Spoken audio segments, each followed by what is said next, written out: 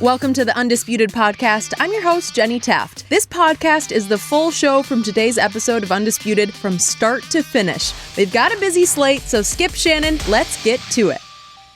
Welcome to Undisputed, live from Los Angeles. I'm Jamie Maggio here with Greg Jennings, Chris Broussard, Rob Parker. Good morning, fellas. Bringing the fashion statement A game today. I like it. Yeah, you know when you're dealing with a couple older. Oh, look at this. No, He calls you guys old farts. You differentiate yourself from them quite. You told Jason McIntyre yesterday, go put on a tie. And look at you. Yeah, you know, I mean, he wasn't wearing it right. And see, here's the other thing. He checked out yesterday, said, no, he's on vacation today. So you can't handle it. I guess so. No, what did you say about volume? Your volume? Yeah, I don't get as loud audibly as these two, so my shirt, that's my volume. Loud. That is loud right there. I'm just glad Rob showed up. What do you mean? Quite a beating he took yesterday. Are you kidding? So I'm glad he showed up, man. I'm a fighter. I'm a brawler. Let's go. I'm going to give you an A for that, just for being here. See what you bring today, Rob. Guys, let's start with Kyler Murray. He had a big decision to make, and he chose football over baseball. Murray issued a statement yesterday on Twitter saying he is, quote, firmly and fully committing my life and time to becoming an NFL quarterback. Kyler was 4 days away from having to report to the A's for spring training. The Heisman Trophy winner is projected to be a first-round pick in April's draft, despite being one of the shortest quarterbacks in history at only 5'10". Rob, what do you think about this decision to go with football over baseball? I give Kyler Murray, to be able to be in a position that he's in, because very few players have that opportunity. So it's his decision. This is obviously his passion. But he's making a colossal mistake. I look at him because when you look at baseball, you got to take a couple things, baseball and football. Health is number one. There's just no doubt about it when you put yourself in harm's way as you play football and you play that position quarterback. And I know the rules have changed. When you talk about money and long-term career, baseball by far over football. The average career in football is 4 years, 3.5 years. That's the average. A lot of guys, get a cup of coffee and a sweet roll, and they move on. The other part is there's not a built-in excuse for baseball. It doesn't matter what size you are or anything. It's just about your ability. There's all kinds of roadblocks that are already thrown up, and no matter what happens, if he struggles, it's always going to be about something else. And the elephant in the room is that the height part. But we'll get into that later on. There were 3 football players who also played baseball who talked about this decision. Deion Sanders, Brian Jordan, and Russell Wilson in Seattle. All 3 said if they were in this situation, they would all take baseball, which was shocking to me. Why did Russell play football then? Because he couldn't hit. He tried it, he couldn't hit. And that's the other part. I get why he wants to take a look at football from this standpoint. Baseball is really, really hard. You got to go to minor leagues. You got to work your way up and make it, no matter what you've done before. Football, from his standpoint, he was the best college football quarterback as a Heisman Trophy winner. So when you look at that kind of success, you go, wow, I'll be able to transfer that over and make that next step. So I understand why he would pick that. He's had way more success, even though it's only 1 year as a starter in college football. He won the biggest award you can win. But I think long-term, he's going to have to buck the odds, and the height issue is just something that won't go away. It's going to be the reason why teams don't take him despite the numbers that he put up. So I think it's an uphill battle for him, and I think long-term, when the Oakland A's draft you in the top 10, if he's drafted in the first round in football, he'll be the first player ever to be drafted in the first round in baseball and football, which is saying something when you think about how long these games have been going on and how talented you have to be for someone to pick you. So while I understand why he did it, I think that baseball long-term would be better, health-wise, career-wise, money-wise, and there is no excuse on why he can't make it in baseball due to any kind of physical attributes. I completely disagree. Great. Completely disagree. I think he's making the right move choosing football. For one reason, outright, he has an opportunity to make money right now. When you look at these college players, and I wasn't in a position collegiately where I was a dual sport athlete. In high school I was, but I didn't have this option of baseball or basketball and football. He does. Very few athletes get that opportunity and have that luxury. But with him having that, you have to go with what you feel you are best suited for and where you're most passionate, period.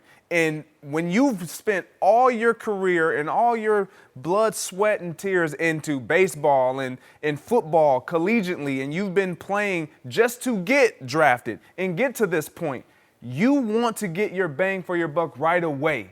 You want to make sure that I make my mark not only in that arena professionally, but monetarily, I want to be accommodated for right away. I don't want to have to gruel and grind and work my way up and then make sure that longevity is locked in monetarily wise later in my career, which that's the process with baseball. Football, and everyone's talking about his height. Throw the height out. Throw the height out, because when you look at his height, yeah, is he short on the shorter end? Of course. But when you look at the rules of football, 4 quarterbacks, everyone's talking about his height and is he going to be durable? The rules lean towards quarterbacks like this now because they're protecting them. He's not going to have to get that body weight driven down with defensive linemen and all defenders coming down on him with extra body weight because it's outruled now. And then when I look at the statistics, the NFL snaps, 62% of NFL snaps were out of shotgun. 37% of NFL snaps are under center. So we're making it seem like this height is this big ordeal because is he going to be able to see the middle of the field? Is he going to be able to see over the offensive defensive line? Yes, because the entire National Football League or over half the time is in shotgun. In shotgun. I want you to understand, everyone talks about being under center, dropping back, and creating that separation from the offensive line to the top of your drop. He doesn't have to concern himself with that if he gets in the right situation. And I think it's phenomenal that he can potentially be the first player ever, to your point, that's ever been drafted. That's incredible. In the first round in both sports. Unbelievable. I'm with Greg on this. I knew Rob would go with the baseball. Baseball can do no wrong in your No, eyes. it's not. I get it. It's your love. It's totally about that. But, no, it's not. But look, you were just. I'm with Greg, and he should do what he's passionate about. He said it himself. He was interviewed by Deion Sanders recently, and he said all along, football was his passion. Football's in his heart. And so he's doing the right thing in that regard. You're wrong about the finances because he's actually better off financially because he's a quarterback going to the NFL.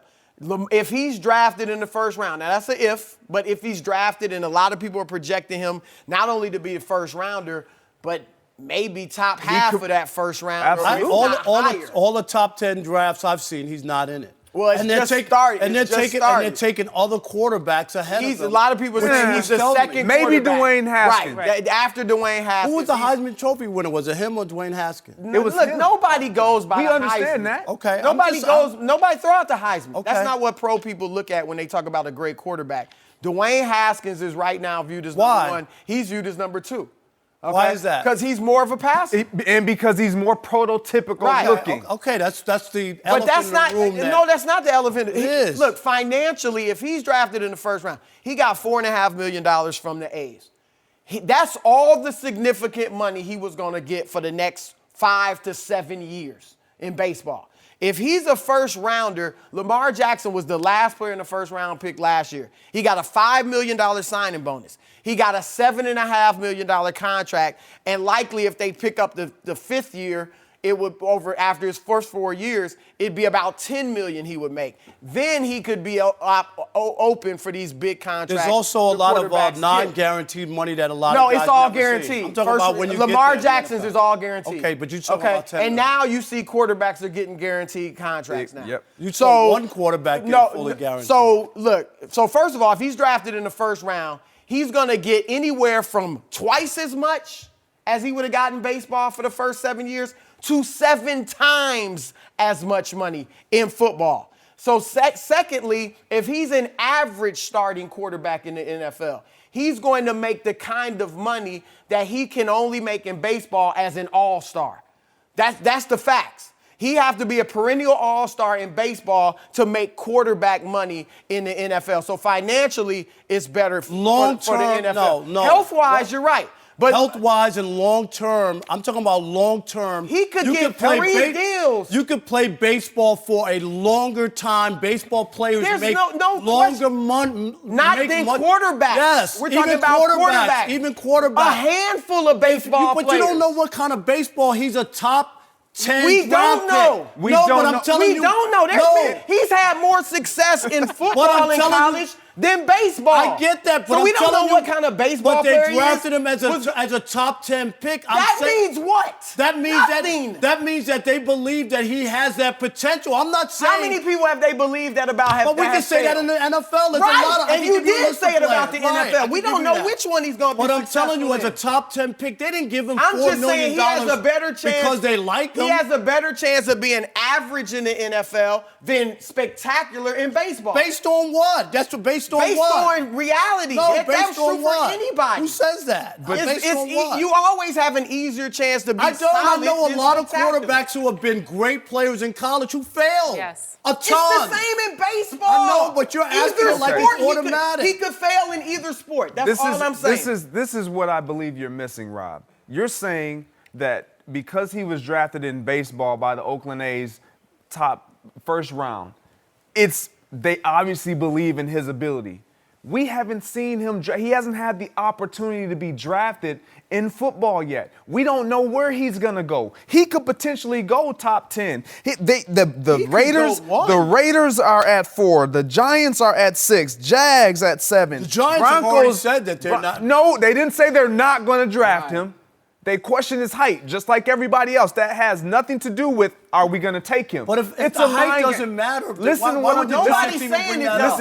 what I'm saying. That's my point. In football, in sport, in all of sport, what we have to understand is they're going to label you with something to devalue you. That is their job. It is then the player's job to strip that, to eliminate that, to make you forget about what you told me I could not do, i.e. Russell Wilson, i.e. Baker Mayfield, i.e. Drew Brees.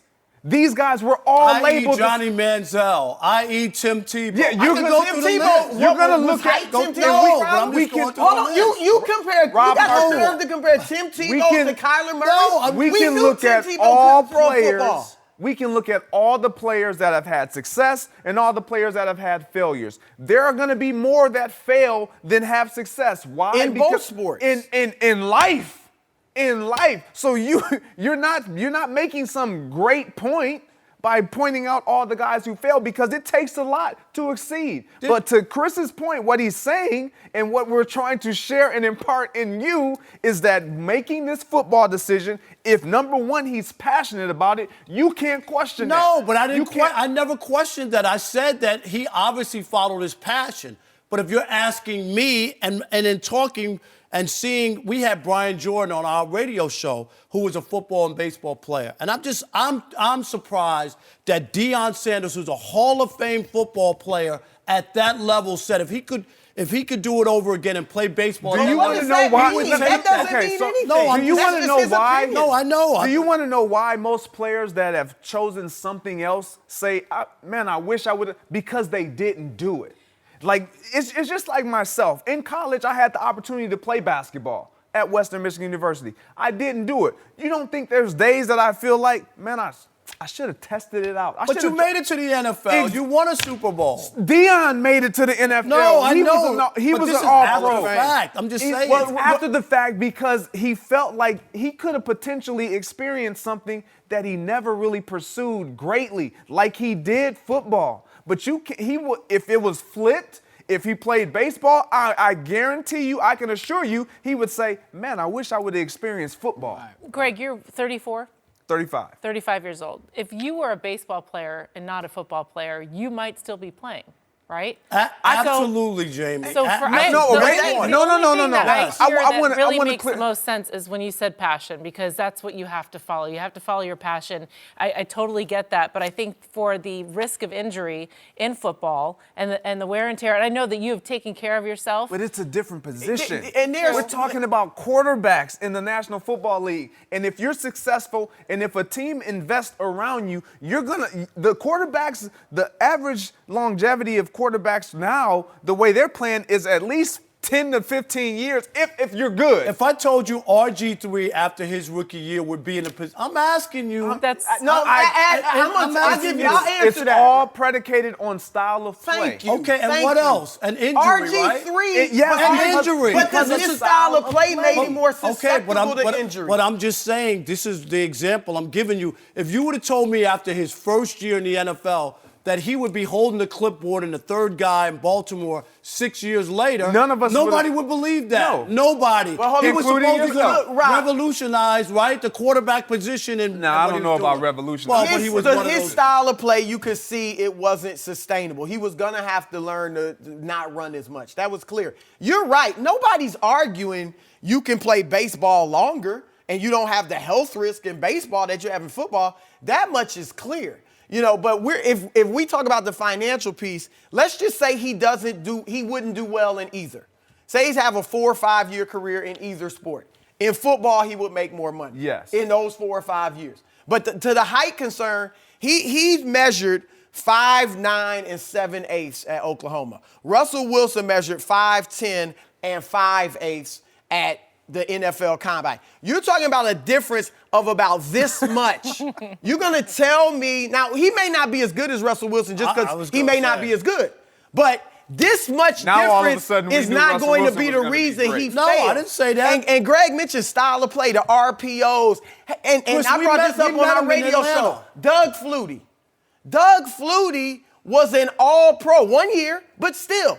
For 1 year, That's your argument? He made not all pro, he was Pro Bowl. I'm just saying, Doug Flutie was about his size, made the Pro Bowl 20 years ago in an NFL that was almost entirely different and was not catered to small, mobile quarterbacks the way it is today. So, look, he may not be as good as we think, but I'm just saying I don't think this much of a difference is going to be why he can't be successful. We met him down in Atlanta, right, when we were doing our show at the Super Bowl, and when we took a picture with him, first thing is you look at his height. I mean, it's like... I'm 5'10". He was 1/8 smaller than me. I mean, really, I thought he was about my height. Right, and you didn't look at him and say, this is an NFL quarterback. He's going to be the shortest quarterback. Did. And let me ask ever. you, for a guy this is his passion, is he going to be satisfied if he is a backup QB somewhere?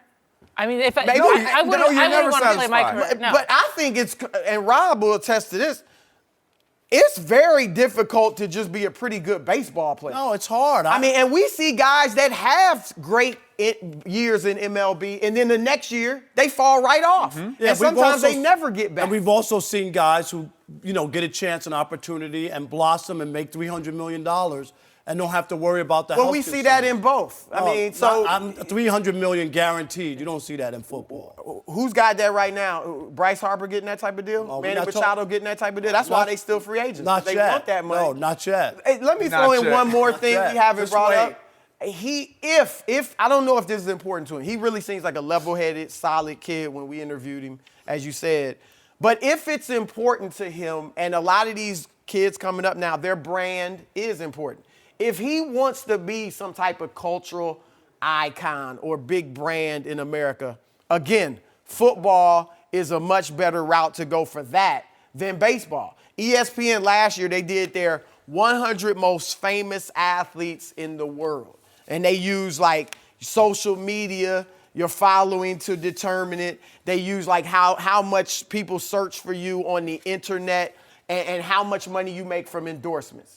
Of the top 100 athletes in the world, guess how many baseball players were on that? I don't know. How many? 0. 100.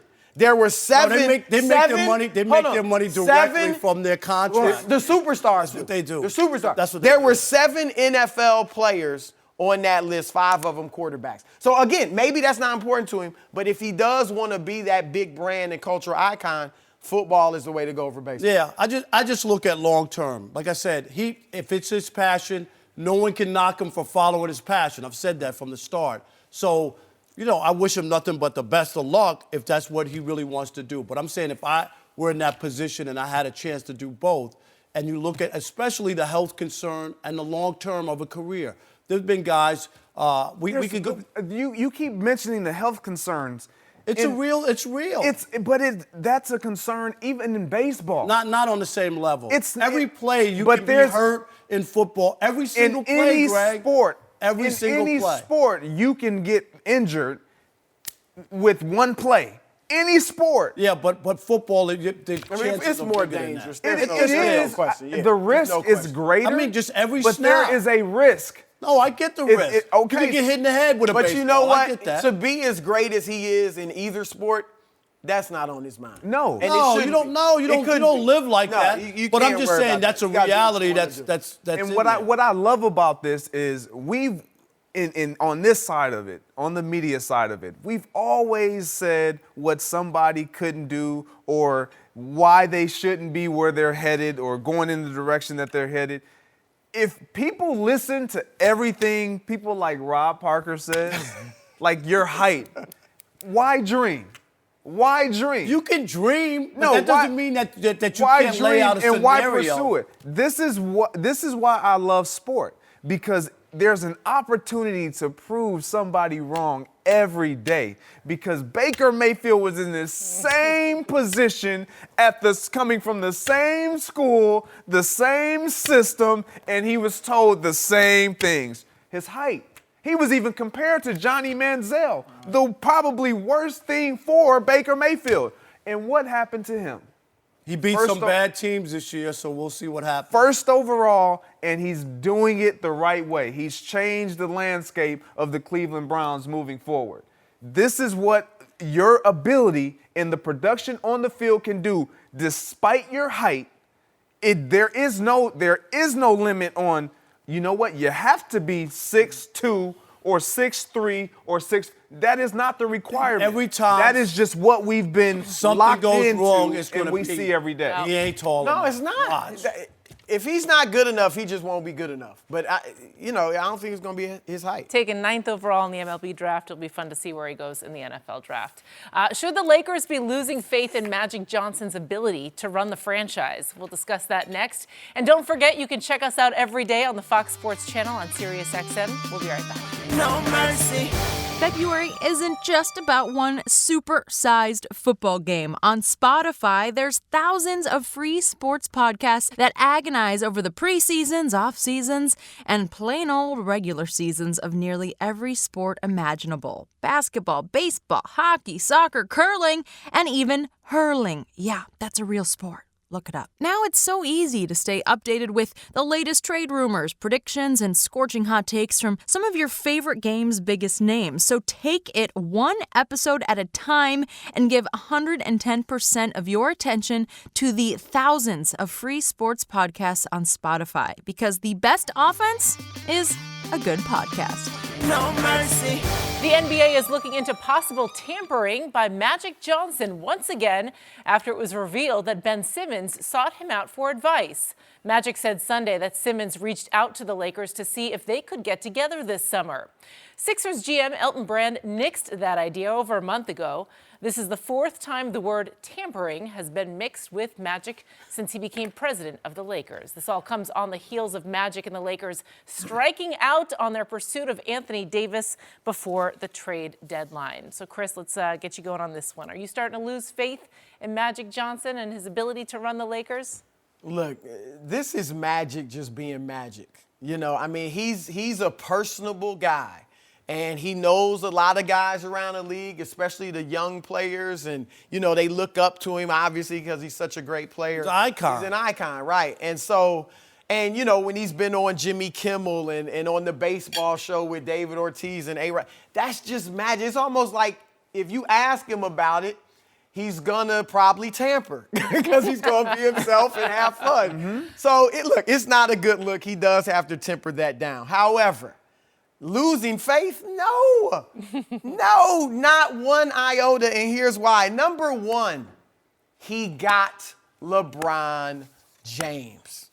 He got LeBron James. Now, I believe LeBron wanted to go there anyway, but if the Lakers had still been run by Jim Buss and the front office was still viewed as a mess, I'm not sure LeBron would have gone there even if he had wanted to, because he does value a strong, solid front office. And when Magic came in and hired Rob Pelinka, he gave the Lakers a degree of credibility that was acceptable to LeBron James. And even if you think, well, he would have came anyway, it happened under Magic's watch. So like everything else, we give you credit for it. So he got LeBron James, number one. Number two, he drafted Kyle Kuzma, 27th. If there's one bright spot about the Lakers outside of LeBron, what is it? Kyle Kuzma. He got him with the 27th pick. He got Josh Hart with the 30th pick.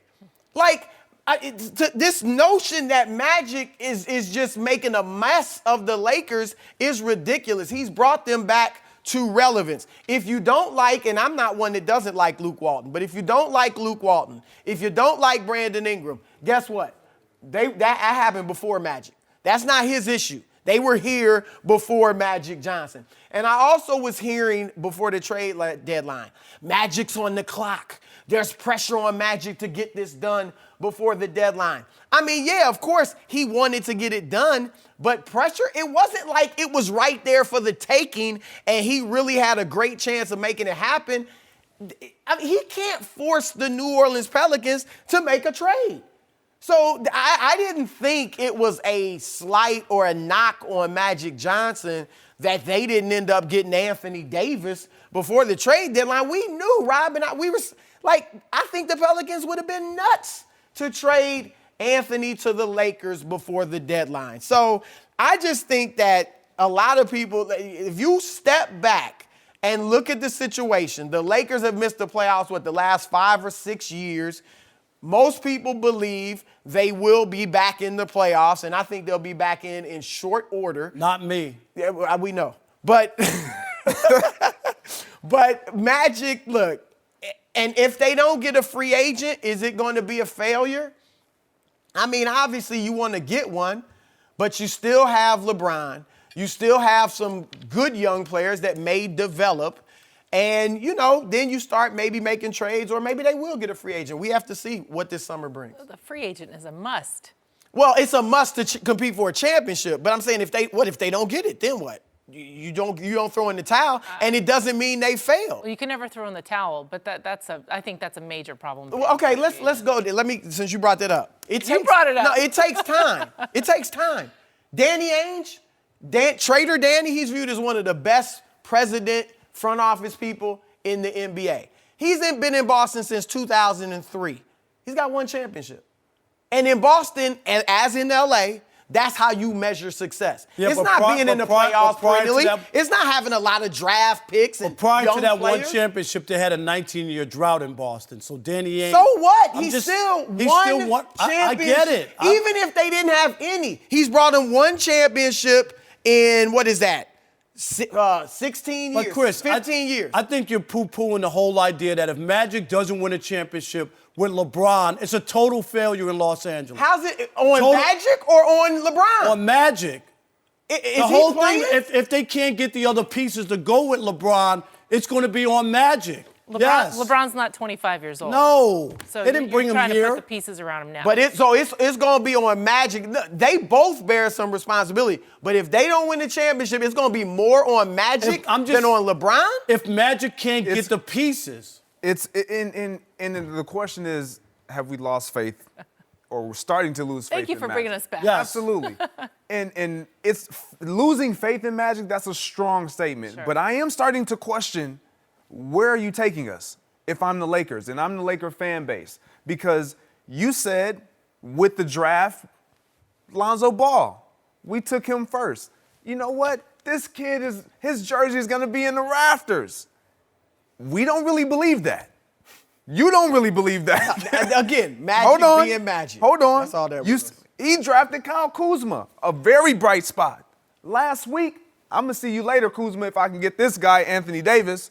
So he was willing to package him and Lonzo and a bunch of other guys on that roster and some draft picks to get Anthony Davis. But hold on, Anthony Davis. I understand that. But I'm just saying, what is your strategic plan? Like LeBron has accelerated everything that Magic thought was going to take. We got time. This is a process. Yeah, but when you bring in a piece like LeBron James, the expectations immediately go through the roof. And I don't think Magic nor anybody else around understood the magnitude of acceleration that was going to hit the Los Angeles Lakers acquiring a LeBron James. Because even LeBron James, you know what? It's the process. It's a learning curve. We got to get these guys in jail. I'm coming here. Yeah, we're not going to win right away. You think they still believe that?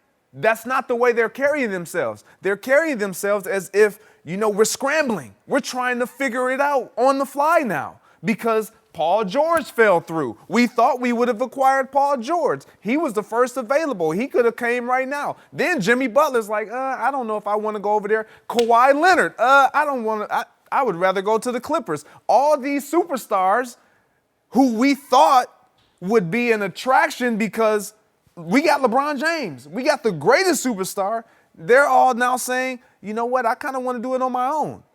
And so you have to start to question Magic, like, okay, Magic, what's your strategy now? Because you have what you have, and you have a window. Rob, to your point, you said this yesterday. LeBron is there for 4 years. And if we're in this mystery land or la-la land or fantasy world believing that, and I'm a LeBron lover, that LeBron is going to be the same LeBron that he was last year, this year, and next year, and the years after, we're kidding ourselves. Magic understands that. I need somebody right now. And so am I losing faith in Magic? I'm not losing faith, but I'm starting to question, I need to see where we're going. I need to see how we're going to get there because you're the decision maker and it's accelerated all of a sudden because of LeBron James. I'm with you. I think, let's just be honest, Chris. Instead of calling him Magic Johnson, he should be Tragic Johnson for the way he's run the front office to this point. And hear me out, Chris Broussard. Along with the Lonzo Ball and his jersey and all that, if you were to redo the draft now, Lonzo Ball wouldn't be the second pick. Not even close.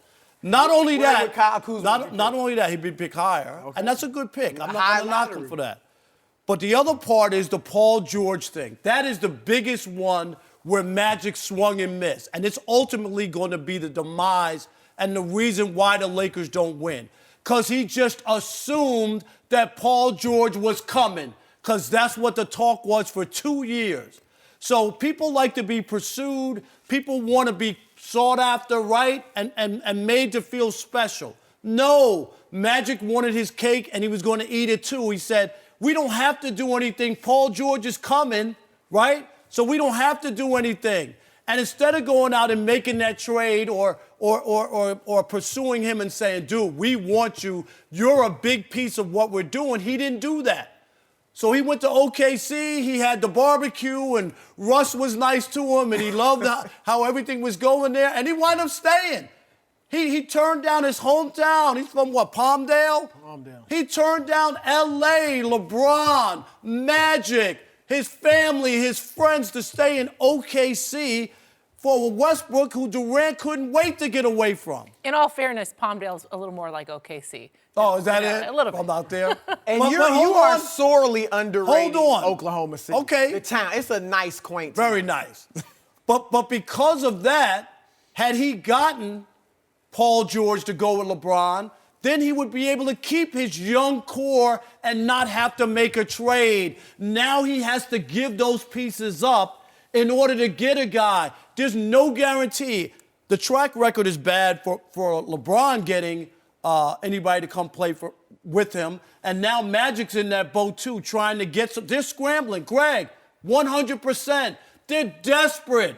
Their move with AD and trying to get this done by the trade deadline and putting out all those names of all the players. That was a desperation they didn't move. put those No, names but I'm just saying that they were willing to give up everybody. And they have to be in this position because when you when you are the Los Angeles Lakers and guys are saying, you know what, I'll pass. Or I'll go to the Clippers. I'll go somewhere, I'll pass. You have to try to trade to get somebody to bring them in, because if I leave it up to them, Paul George said, I'll pass. We're looking at other guys who are saying that they potentially will pass. And so, yes, I am going to be in scramble mode. I do need to try to figure something out right now, because I don't know if anybody's going to come. Because, again, just like he made the Rafters comment about Lonzo Ball, he also said we have enough to pay 2 superstars. Well, and they do, and they did.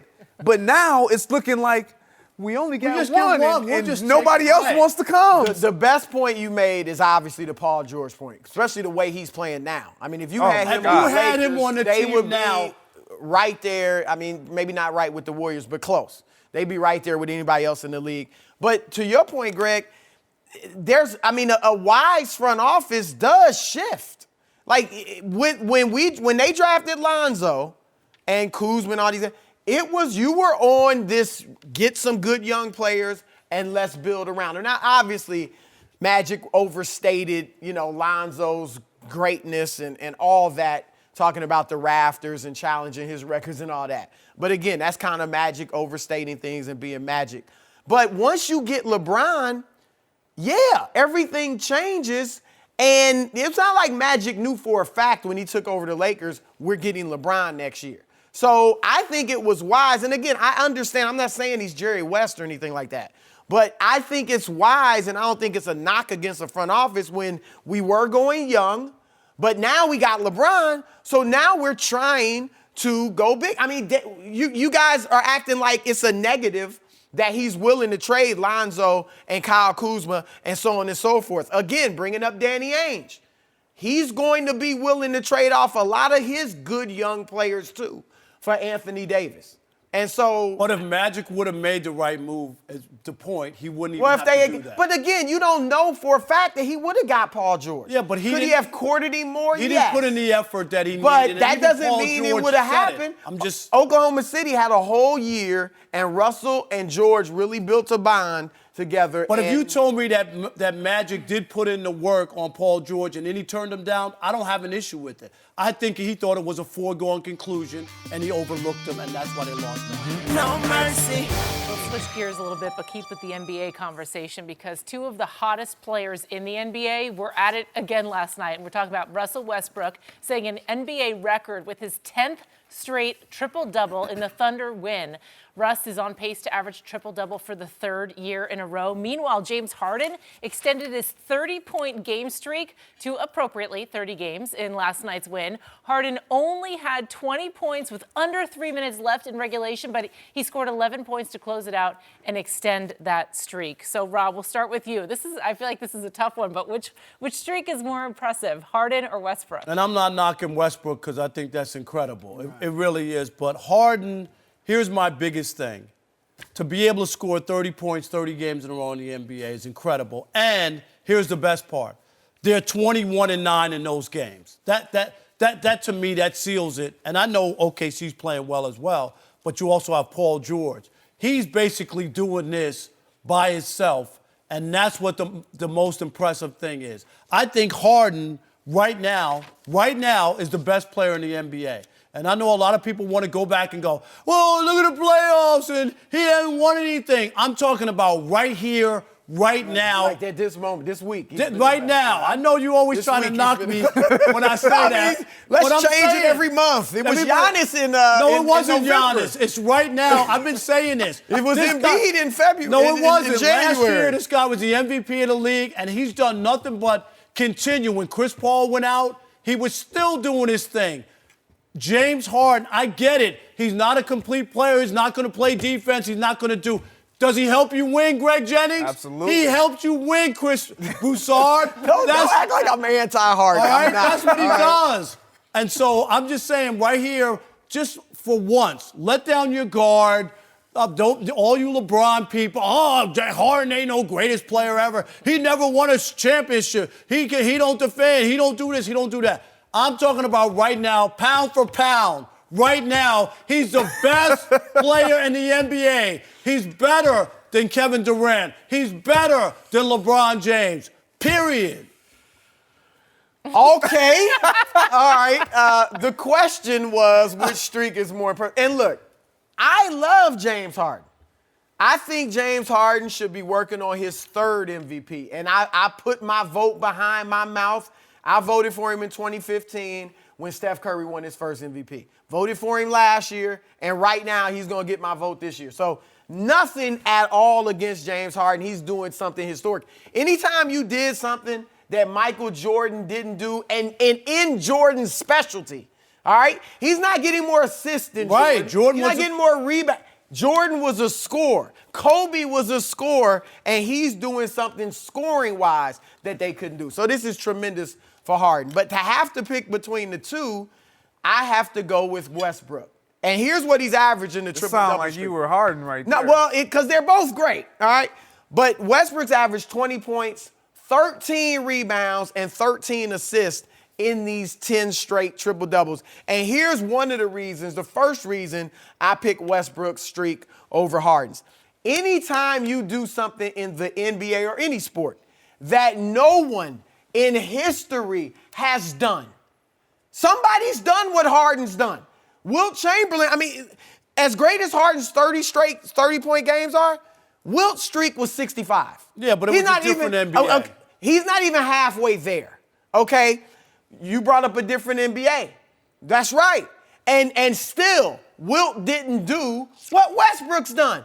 Wilt had 9 straight triple-doubles. Westbrook's got 10. Wilt put up numbers that were just cartoonish. We never thought we'd see anybody challenge his numbers. And not only has Westbrook challenged some of them, he broke the record. Anytime you do that, something no one else has done, that gives you the edge. Number 2, you brought up Houston's 21-9. OKC is 9-1 in these 10 games. 21-9 is great. 9-1 is even better. And then Westbrook, because it's a triple-double.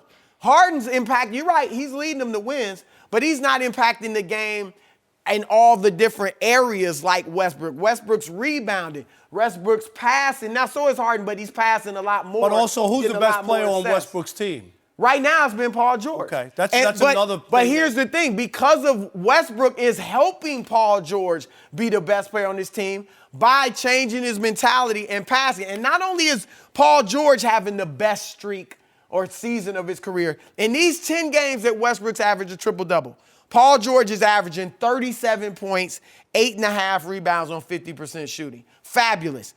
Dennis Schroeder, 17 points on 51% shooting. Steve Adams, 13 points, 61% shooting. And Jeremy Grant, 14 points on 50% shooting. My point is that all 4 of these guys, except maybe Adams, because those numbers are what he averaged, what he does generally. 3 of these guys have been able to elevate their games because of the way Westbrook is playing. So Harden is just putting the team on his back. Because he has to, I'm the man, and I'm carrying y'all. Westbrook is doing it a different way by I'm helping y'all get involved, and we carrying each other. And so I think Westbrook's is more. I'm going to say something that's absolutely forbidden. First time ever.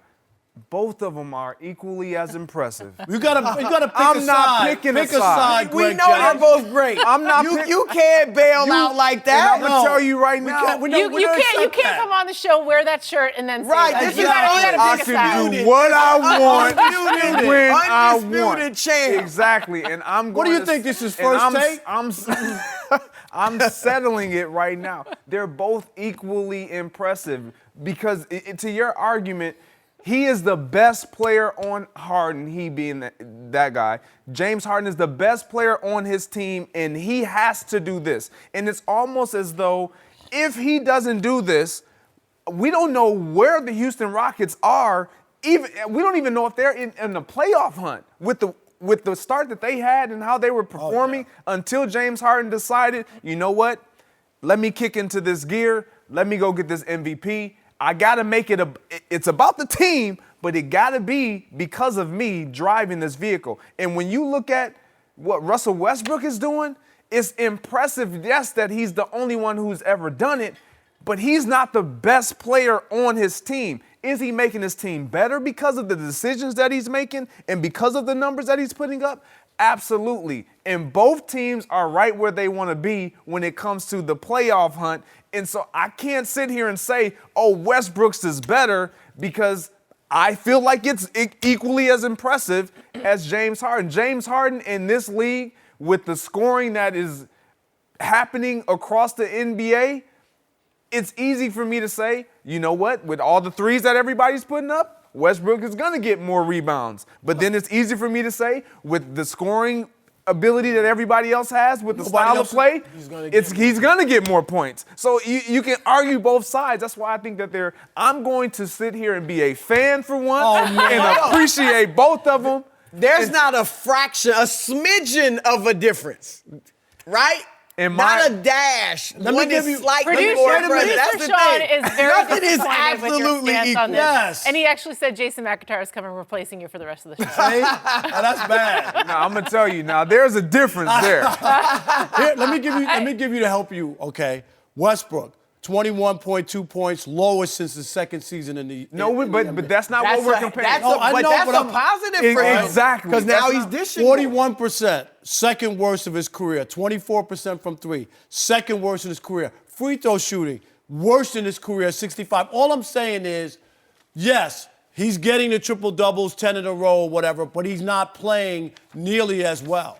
I'm talking about totally. But see, that's not as well. This is where sometimes stats lie to you. He's playing more of an all-around game. Because it's not those numbers that we're focusing on. It's because of those numbers, how crazy it sounds, why OKC is where they are. It's more about Paul George, though. It is, but why is Harden is the reason that no Houston's question, winning. no question and about Paul it. George, you cannot poo-poo what he's doing. No, not at all. I mean, he's in the MVP race ahead of Westbrook. But why is he enabled to do what he's doing? Because Westbrook has learned and is now giving him the ball, even late in games, which he generally didn't do with even Kevin Durant. I so get it's it. growth and maturity on Westbrook's part. But there's no doubt in my mind that it would be Harden #1 and Westbrook #2 when we talk about this. And Paul George be had definitive. triple-double last night, too. I knew you wouldn't like that. You know I don't like no sitting the fence. No way. The only other... Even if it means being wrong. Exactly. Because you know about being wrong. You've been wrong a lot on the radio show. Just the 9th time in NBA history last night that two guys on the same team had a triple-double. There it is again. You know the other time it happened? 9th time in history. It also happened previously this season, though. Did it? Yeah, I do remember that. Who was it, Lonzo LeBron and LeBron? and Lonzo I in knew it. I December. was just going to say that. Lonzo Get you guys and LeBron. going again. That's a nice feather in Lonzo's cap. That was fun, you guys. Rafters. We're going to have to get you Jersey. to pick a side, though. Pick a side. Kareem my side. Hunt has a new home in Cleveland after signing with the Browns. We'll discuss that next. No mercy. Kareem Hunt was signed by the Browns yesterday on a reported one-year deal. Hunt was released by the Chiefs in December after video surfaced of him shoving and kicking a woman last February. Hunt is currently on the commissioner's exempt list and is not eligible to play until the NFL completes its investigation into the incident. Hunt led the league in rushing his rookie season and had 14 total touchdowns in 11 games last season before being released. Greg, let's start with you on this one. What's your reaction to the signing of Kareem Hunt? I was shocked, but in a good way. I think this was a big step for the Cleveland Browns, and I'm okay with it. As a fan, as a spectator, on this side of the media, I'm all about second chances. I'm not condoning what he did, and I think when you look at it from a business perspective in the Cleveland Browns, he had to have shown them specifically being John Dorsey and their owner, a level of contrition that gave them and provided them with a comfort level that said, we can bring this guy in-house. Because with all that the Cleveland Browns have had to deal with in years prior, in their past, with off-the-field issues, they understand the magnitude of acquiring a guy like Kareem Hunt with what he's bringing as far as his situation. But when I look at why teams make decisions and how teams make decisions, there's 3 elements. There must be a level of intrigue, and that's your production. What can you provide for me from a talent base? And then when you see that, man, I'm intrigued, I like what you do. Obviously, John Dorsey drafted this young man. He sat down with him. He was around him a lot. He understands what he's getting in bed with. So he's intrigued by all of that. Then there has to be a relationship. The relationship is there with John Dorsey. So he knows this guy, he wasn't this way. I didn't see this in him. And I'm willing to give him a second chance. It's not that he's in agreement with it or not, or he's picking sides. He's trying to make a good business decision to advance what he's in charge of, which is the Cleveland Browns and running that organization. And then there has to be a trust level, and that's completely on Kareem Hunt. This is a huge deal for the National Football League as well as the Cleveland Browns because, number one, with the league still having to do their due diligence, he's not going to be able to play right away. We don't know where they are in that, and that process has to be ironed out. But Kareem Hunt has now put himself in a position where I've been given a second chance. Now I have to show that they can trust me.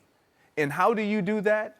And what better way to do it than, number one, where it happened, where you are from, basically where you're from, where you went to college, and now you're going to be playing on this team in this same state with this all looming over your head. Can I trust that Kareem Hunt will get this done and make right and make sure that he's doing all the steps necessary to show that level of contrition, not only to us, but to the state of Ohio, to this young lady, to others outside that are going to be looking at us like, what are you guys doing? I think this is a good move for Cleveland because they're looking at it from a lens of, man, his production, the relationship that I have, and can I trust him? I believe I can, but that's up to Kareem Hunt. We'll see how it plays out. I'm a believer in second chances. I'm not one of these guys who don't think people don't make mistakes and should get opportunities, especially, he's a young guy, 23 years old, talented football player, but shame on the Cleveland Browns for doing it as soon as they did. And that's my biggest issue is I think they should have waited a little bit longer. It almost feels to me like, yes, he got released by Kansas City, but because he's a good player, they're going to bend over backwards to right away. Not like he didn't get away with it, but it doesn't feel like he suffered as much as he probably should have. That right away, he missed 5 games the last 5 games a year ago. Hear me out. And I think that I get the talent part, and I understand it's football. You're trying to get the best players. Cleveland hasn't won anything. Here's a chance to get a top running back for nothing and give it a whirl. Dorsey has a relationship with them. But I understand what Kansas City did even more. Kansas City had a chance to win a Super Bowl. Kansas City, right? And they decided, we listened to you, we backed you when this whole thing went down. You told us one story, we saw a different video.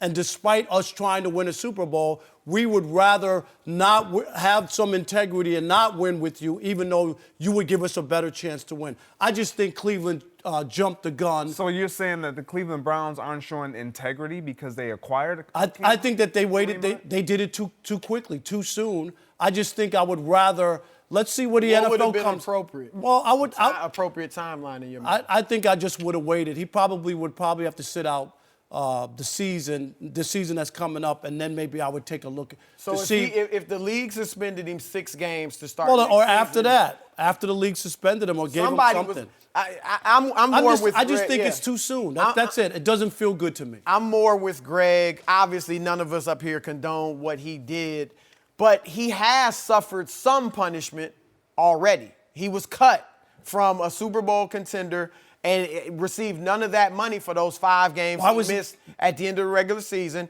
and the playoffs. So he's already missed, 8 games? 2 playoff games for them? So 7 games. That's more than an Ezekiel Elliott was punished. So he's already had some punishment, and he's likely But you gotta going remember, to get another 6. But at the Ezekiel top of Elliott's the game. punishment came from the league. This was from the Kansas City Chiefs. Whatever. No, it's punishment totally is different. punishment. No, they no. both suffered punishment. No, but it's a totally That's my different. point Well, is the that league hasn't lended down. No, right. That's he's what going I'm to end up missing It's gonna be probably more than that. 13 games because of this, and I'm fine with that.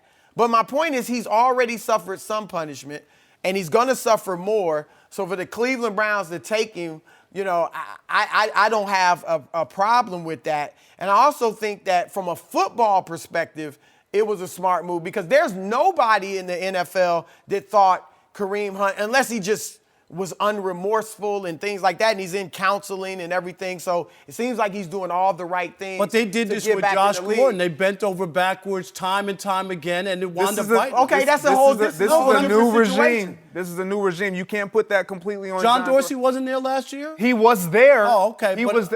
I'm just Is saying. Josh Gordon there? No, Any but I'm longer? saying he wasn't there last But year you before he can't. went. But you moved on can't to because it New didn't England? work with Josh No, Gordon. I'm not they saying shouldn't that. look I'm at just that and saying say it won't work with this But kid. he also drafted He drafted Tyreek Tyreek Hill. Hill, and there's a couple others. He seems as if he's one of these guys who's willing to take a chance. And I'm not against Kareem Hunt getting a second chance. So I want to make that very clear.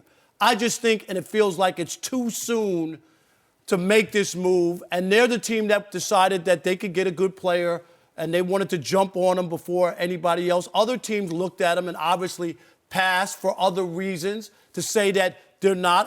I don't agree. Bob Quinn, the general manager of the Lions, decided that they would rather, what they claimed, would rather not bring him to their team and would rather have a spot for somebody. I think his quote was, they wanted to bring good people in, is what he used the term. So all I'm saying is, it doesn't feel good to me. At some point, somebody was going to pull. I agree. Right. And next year, right after those 6 games. When they pulled the trigger, that nobody cares about when you pull the trigger. If they pulled the trigger the day after he was suspended, you would be okay with that? No, because why? I'll answer your question. Why I'm gonna not? tell you why. Because one, he would not have already gone through any counseling.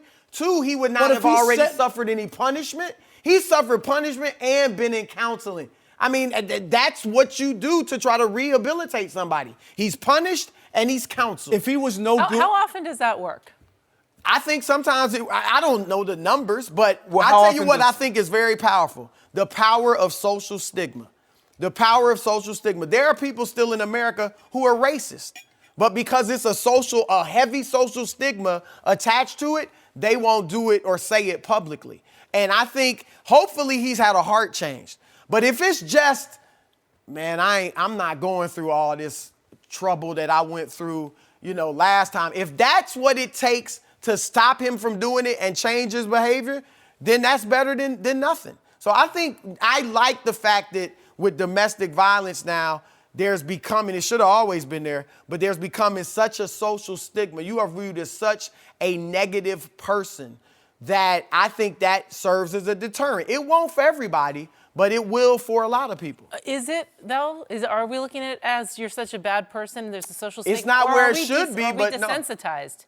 No, I think I there's don't a think growing we're stigma. desensitized. I don't think it's where it should be, but I definitely think it's a growing stigma about it. I mean, the Kansas City Chiefs, Rob said it. They had a chance to win the Super Bowl. They cut him like that. Immediately because, he had lied to them, and they decided that winning a Super Bowl with him wasn't as important than having some. At that point, you're not thinking about winning the Super Bowl. You're making the best decision you feel like you need to make from a lot of different vantage points, a PR standpoint, what's going to take away from our team, what are we going to bring in, what it's going to bring to our team in our locker room, and the players that are going to have to answer these questions. So let's remove that. And that was their choice. But I think when you look at this, if you're a player in the NFL and you're a good player, you know you're going to be able to get opportunity to continue to play. And with him being so young. No, I get the 20. He's a young guy. I mean, there are a lot of people. I'm not going to just say athletes. I mean, the baseball player, the pitcher for the Milwaukee Bucks, Hader, last year. The Brewers. Last year, what came out with him, well in his past, but it came out, and it's like, are we still going to hold him to that? People change. It is a thing to change. Look, Rob, if you change want for the better. I'm not disagreeing if you with wanna second say, chances. If you want to say that if anybody does something like this, they shouldn't play. They can't play in the I'm not NFL into that. anymore. I don't live in that world. I think But that's what you kind of brought up. If you know you're a good player. No, I you're just gonna think get that a second chance. I think there's more opportunity where people will accept some things because you can still play. We saw everybody talks about the Ray Rice. The reason Ray Rice never played again wasn't just because of videos, because he couldn't play. He was already on the downside. Would you agree with that? I would That's agree why with he that. didn't play. But if he could have still played, don't tell me that there might not have been somebody who would have overlooked that video. That's where that level of intrigue. What can you still provide Absolutely. from a production perspective? I hope that we all believe in second chances, and I hope that he doesn't learn his lesson only because it hit him in the pocket. Right. I hope he's had a heart change. All right, guys, LeBron heaped some strong praise on Lonzo Ball, but does he really mean it? We'll discuss next. No mercy. All right, back to the NBA. Lakers are 3-6 without Lonzo Ball in the lineup, and LeBron has definitely noticed his absence on defense. LeBron said recently, quote, "We have a huge piece still not with us in Lonzo. That's a huge piece of our team." Lonzo has faced his share of criticism in the past, but the Lakers have been horrible on defense without him, giving up an average of nearly 124 points per game. So, Chris, have we written off Lonzo too soon? Well, obviously, LeBron is still very high on him. Look, I think LeBron obviously is overstating it. He is a good defensive player, and that's interesting because people thought coming into the league he wouldn't be able to guard, stay in front of guys. He's got good instincts. He's long. You know, he's 7th in the league among point guards in defensive real plus minus. So he's a strong defender. And I don't think, because I think you guys may hit on, well, LeBron was just ready to trade him. That means he doesn't like. Because you're willing to trade a player or players for a superstar, that doesn't mean you don't like him. Like, it's possible for me to think Lonzo's a good young player and he can help our team. Oh, but you mean we can get Anthony Davis for him? Sure, I'll trade him. I like you, but I don't love you. All right, I'll trade you. Okay. I love Anthony Davis. All right, I would rather have him. So I think the two aren't mutually exclusive. But I will say this: I do think those who are writing Lonzo off and saying he can't become a good NBA player, a really good NBA starter.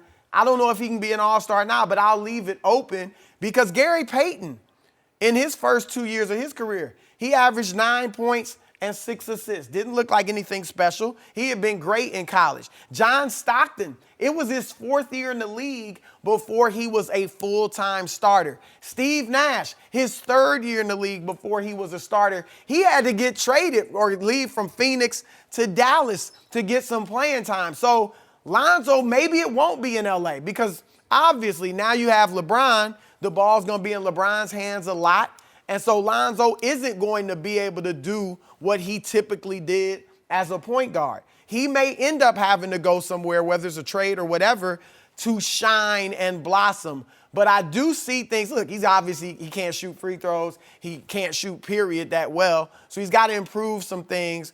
But he does have the instincts. And most importantly, what I think he's got to improve is his motor, his aggressiveness. Like, that should be something you bring every night. And maybe if that's not his temperament, then you better make it your temperament if you want to survive and be good in this league. So if he can be aggressive every night, then I like his chances to become a pretty good player, maybe elsewhere.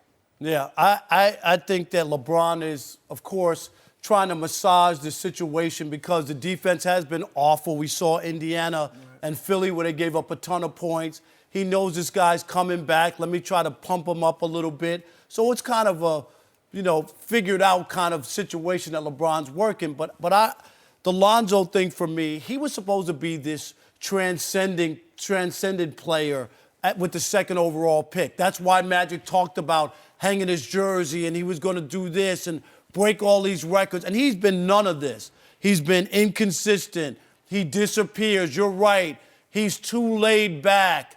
All of those things. And that's why it's easy to put him in a package. I get the AD thing and why they would want Anthony Davis.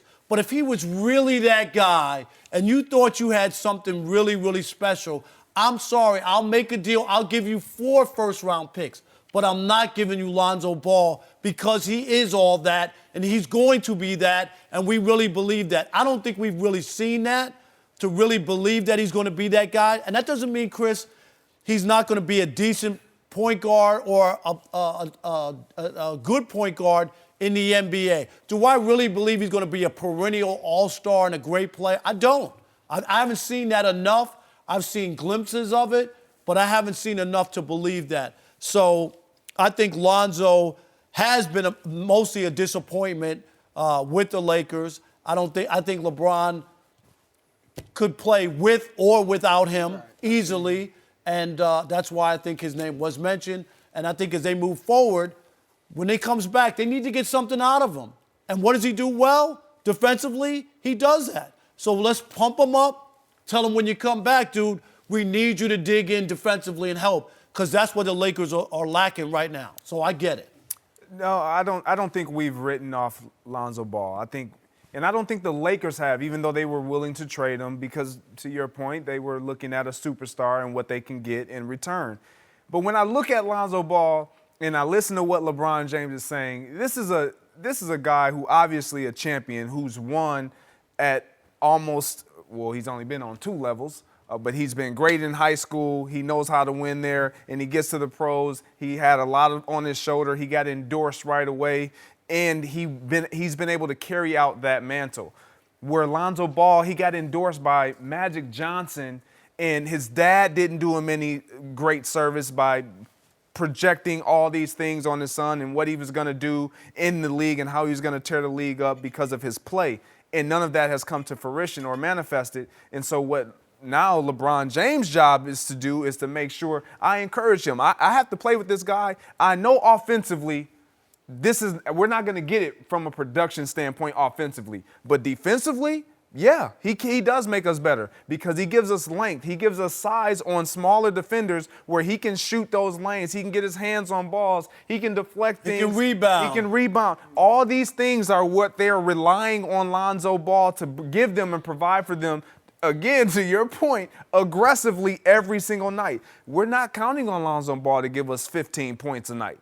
That's not what we need from Lonzo Ball. But we need the rebounds. We need the assists. We need the level of energy to be there so that we can make sure that we're doing our best job defensively, and we'll get done. We'll get Kyle Kuzma's in the groove right now offensively. We don't need too many other guys putting up shots.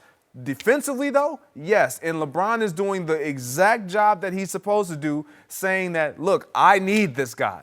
Because we've seen Lonzo Ball get shut out in games, not score any points. Well, I think it's more than just getting shut out. It's almost like he's not engaged. Taking himself out of it. Exactly. He takes himself out of the game because it's his temperament. I get it. But when you're playing professional sport, you have to come with A-game aggression every single time you're on that court, because somebody else is going to look at that as a weakness and try to take advantage of it. I hope that this whole episode of, I guess, Lonzo's first 2 years being mediocre, being on the trade block when you were supposed to have your jersey in the Lakers rafters and be the face of the franchise, I hope that this gets him to focus more on basketball too. And I'm not saying he doesn't work hard and things like that, but if rap videos and all that, think about historically in the NBA, the guys that have made rap videos and rap songs. Kobe Bryant, Shaquille O'Neal, Allen Iverson. Yeah, right. You're right. But they were Damian Lillard. They didn't do that until they had established themselves. And some of them came in right away and established themselves. But my point is, they were stars when they decided, you know what, I can make a rap song or a rap album or whatever it is. And Lonzo's doing it after averaging 10 points and 5 assists or whatever he did last year.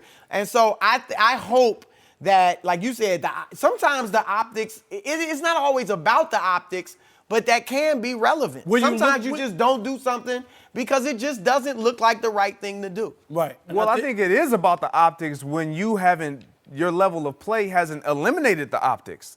Like, if you're showing me that I can bring the optics in and say that this is an issue, like this is just not a good look, because if he was producing offensively, defensively, Nobody would care. Nobody would care. Nobody would care. So the optics do matter because you're not telling me that they don't. You're not showing me with production that they don't. He was supposed to be box office and wound up being straight to DVD. That's just the fact. That's just the fact about it. That's what he was. You're going to have to update that because nobody watches Oh, TV. man. All right, what am I going to say? I don't know if that's an You know what I mean. That was good. That was good. It was That's hilarious. where he is. I think the one thing is dad, and obviously the proclamations in general haven't helped him, because they put so much pressure on him. But I think the one thing, his dad talking him up so much, that got him drafted second. I think if his dad was a normal dad that we didn't know anything about, and Lonzo had a really good college season his freshman year. No doubt, no doubt. But he probably would have still been a lottery pick. But I don't think he would have went second. And Chris, there was so much pressure on the Lakers that they took him. And that's the other part. I think that Magic kind of got forced into it from this standpoint. If Lonzo Ball's playing in your backyard at UCLA, and you don't take him, and he goes somewhere else and blossoms, they'll say Magic can't pick players. You know what I mean? So they were almost, and then his dad's talking up a storm. You better not pass on my boy. He's going to be all this.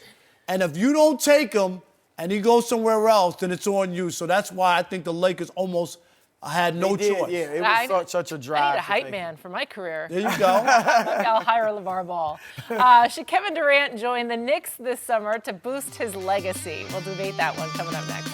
No mercy. Hey guys, Jenny Taft here with a word from TurboTax. It's nice to have a helping hand, especially when it's tax season and that hand is attached to a licensed tax professional. With TurboTax Live, you can talk to real CPAs and EAs on demand who can review your return with you before you file and make sure you get your maximum refund. They can even check your work line by line so you can be confident it's done right. Who knew confidence and peace of mind could be synonymous with taxes? TurboTax Live with CPAs and EAs on demand. See details at TurboTax.com. No mercy.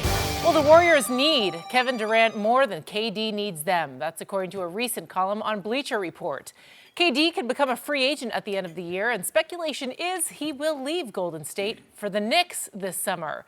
Durant got salty with the media when the subject was brought up last week. He's won 2 NBA titles and was named Finals MVP twice with the Warriors. But the article says the only way for him to cement his legacy is to win a title on his own. So, Rob, let's start with you. Did you say KD was salty? I think Planners is on the phone for him. Oh, he's pretty good with these one-liners. Do you think that Broussard is I've not heard impressed? that 78 times. Chris, don't give away my stuff on TV. At least twice a week I hear that on the radio. What do you think? Does KD need to do this to cement his legacy? I think he does. Deep down, Kevin Durant knows, as great of a career as he's had, the 2 championships over LeBron, right? And all of the other stuff, he knows people will never give him full credit because he joined the Warriors, who had already won a championship without him, had already won 73 games without him.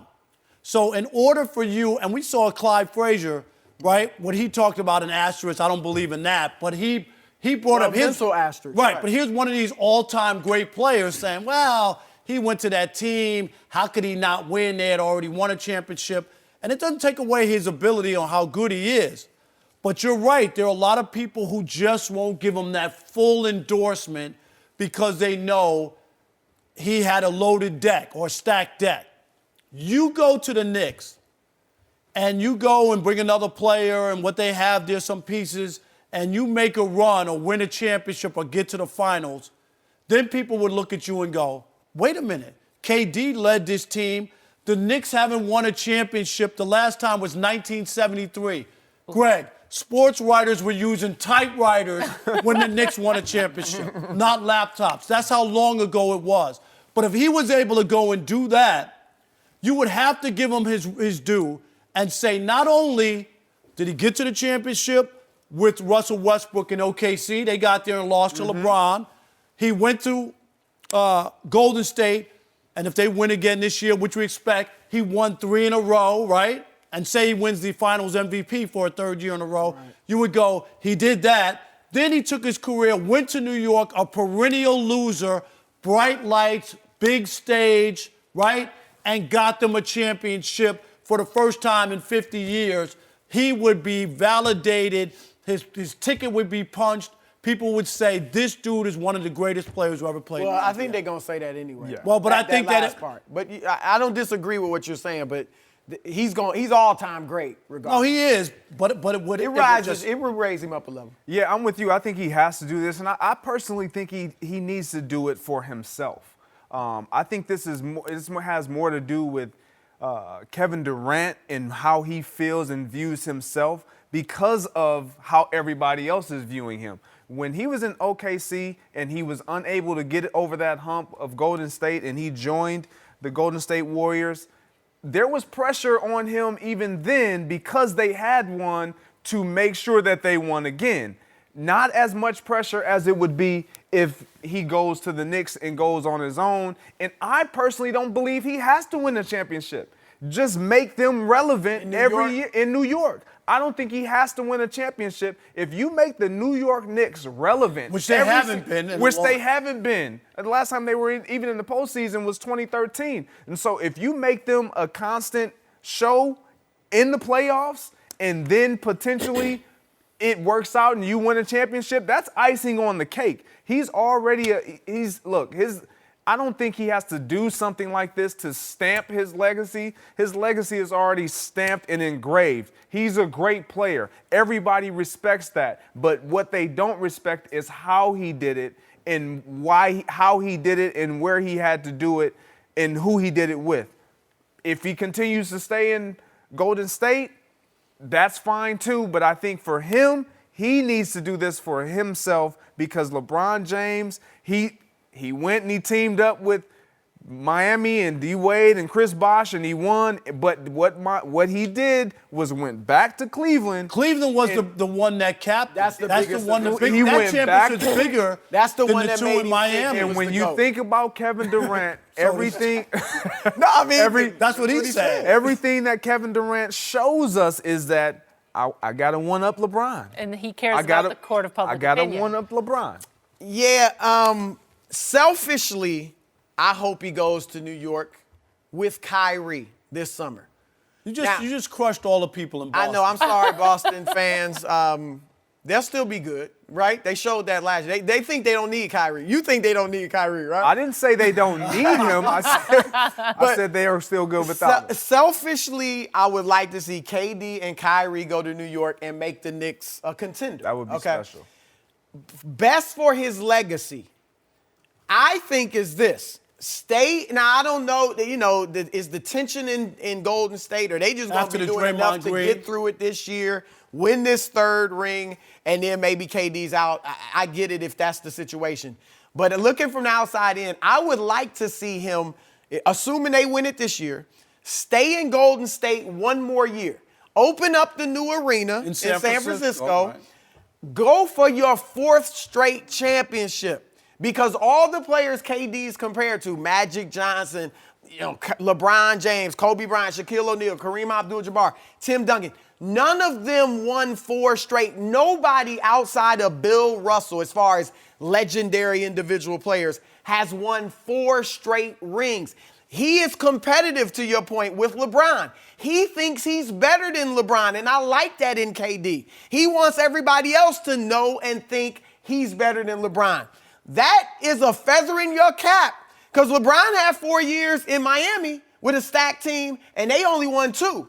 If he can say, I went to Golden State. If it wasn't for Ray Allen, it would have been 1. Right. If I went to Golden State and we won 4 straight, yeah, it was stacked. I get it, and even more stacked than Miami. I get it. But still, we won our 4 straight, and maybe he would be the finalist. But you don't always. And then after that, you leave and go to New York.